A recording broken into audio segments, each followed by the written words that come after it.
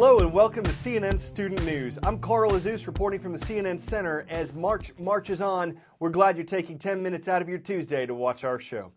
First up, the Middle East, where there's been fighting for decades between Palestinians and Israelis. President Obama, like other U.S. and international leaders, is trying to encourage peace talks between the two sides. But they're not going well, and violence between Israelis and Palestinians flared up this month. Palestinian leader Mahmoud Abbas was at the White House yesterday, 2 weeks after Israeli Prime Minister Benjamin Netanyahu visited. The two Middle Eastern leaders disagree so deeply over issues like land borders and security issues that the U.S. is having trouble just getting them to talk to each other. The Obama administration set an April deadline for the two sides to agree on a path toward peace. That'll likely be extended through the end of the year. The U.S. and European Union have issued sanctions or penalties against Russian officials, but they only directly affect a handful of people. The sanctions will prevent about 32 Russians from traveling to certain countries and getting access to some investments they have in those countries.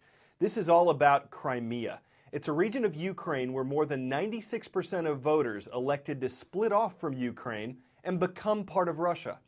The U.S. and European Union called Sunday's vote illegal and said they wouldn't recognize it.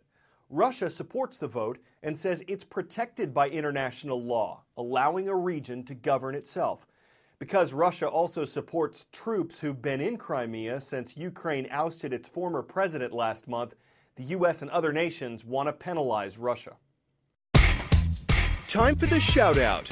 The largest earthquake ever recorded struck what country? If you think you know it, shout it out. Was it the U.S., Indonesia, Chile, or Iran?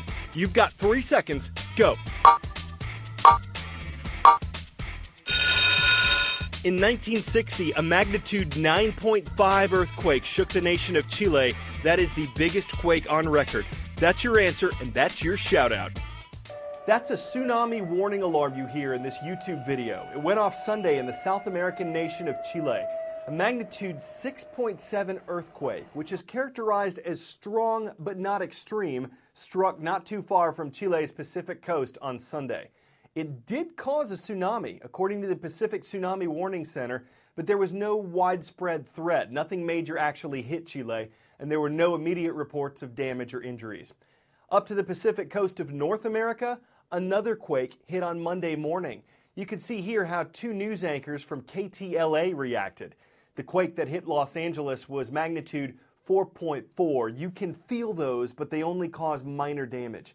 If you live in an area prone to earthquakes and you're indoors, experts say to get under a desk or a table like the reporters did, or to stand near an interior wall away from furniture, fireplaces, and appliances. If you're outdoors, head for open spaces. You want to be away from buildings, power lines, or anything that could fall on you. The families of the 239 people aboard Malaysia Airlines Flight 370 are struggling with the unknown. The father of a missing passenger says all he hopes for is that officials find the plane. An 11th day of searching turned up nothing. There are countless theories for why the plane vanished and where it could have gone. Yesterday, a Malaysian newspaper reported that the aircraft might have been flown low to the ground to avoid being picked up by radar. So figure an altitude of 5,000 feet or less. With a plane this size, is that even possible? Getting it down to 5,000 feet and what the difficulties would be to fly it there. I'll point out something right now. We are actually at about 6,800 feet altitude-wise, but above the ground, we're only 1,400 feet. The reason is we're flying that northern route. We're over Pakistan. This part of Pakistan is extremely mountainous. The terrain is very undulating with a lot of high mountains. We're having to navigate, as you can see, to sort of pick and choose our way to go through these mountain passes or to clear the mountain tops. And again, that's at about 6,400 feet. Let's take it even lower, because if we're really trying to evade radar, you've got to do almost nap of the earth flying. This is when you're going to start getting all sorts of warnings and alerts, because this airplane is so automated, it is trying to tell the pilot, look, if you want to fly this low, it must mean you're trying to land. We're not. We're just trying to fly low.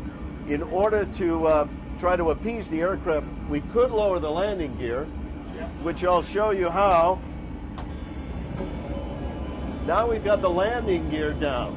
The problem with this is it at least quiets some of the alarms, but the other problem is now we're really drinking a lot of fuel. Whoever is in control of the aircraft, if this was the route they took and this was the altitude they tried to fly, that they knew the terrain they were going into. Remember, for this simulation, we made it daylight, but for that person at that time, it would have been nighttime, which means that any of the ground hazards would have been extremely hard to see, and without a transponder transmitting, it would have meant that any other aircraft wouldn't know we were here. Sarah Bareilles may want to see you be brave, but on our roll call, we already know who is. The Braves, Indian River High School. They're online and fearless in Chesapeake, Virginia. We may be one day after St. Patrick's Day, but it's not too late to recognize the Irish.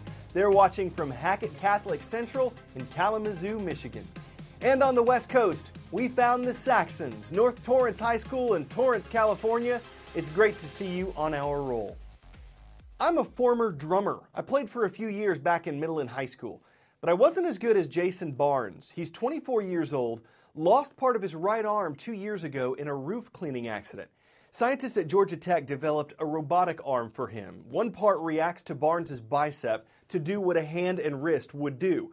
The other uses a computer chip to react to the music it hears and tries to enhance what's playing.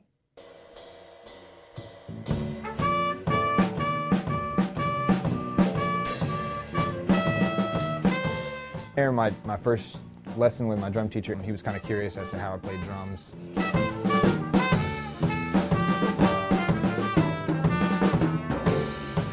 And then I also explained to him that I would be able to do more and things that I used to be able to do with some robotics. It was pretty exciting to do. To have a stick with a mind of its own that can listen to Jason, improvise, surprise him. It's definitely like adding another brain to the equation, playing your instrument with another person.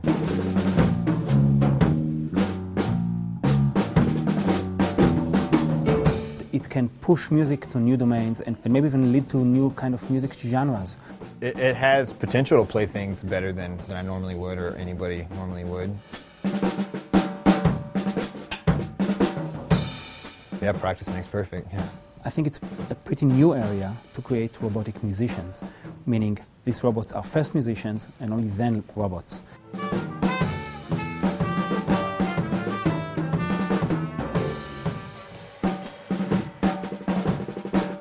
There's a rescue crew called Henry 1 at Sonoma County Airport in California. One thing its members train on is saving people in remote areas like rugged mountainsides or cliffs.